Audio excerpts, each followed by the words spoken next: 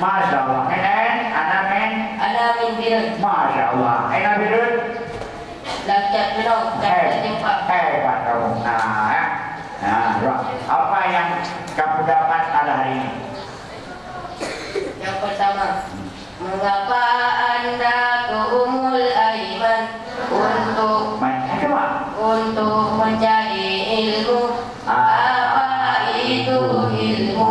Cahaya yang diberikan oleh Allah ke dalam hati manusia.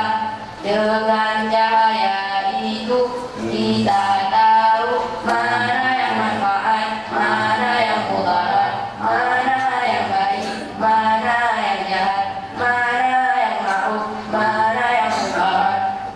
Kalau dua, apalagi nanti kita dapat. Boleh. Kalau boleh. Apa lagi? Lagi.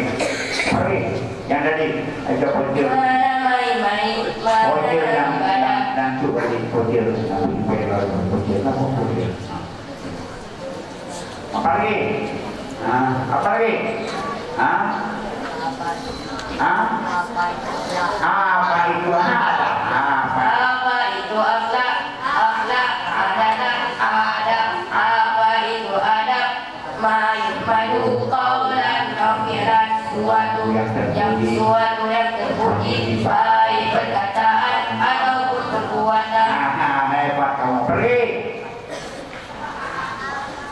Apa itu sabar? Menahan perasaan kita dari yang tidak enak. Berpisah dengan keluarga.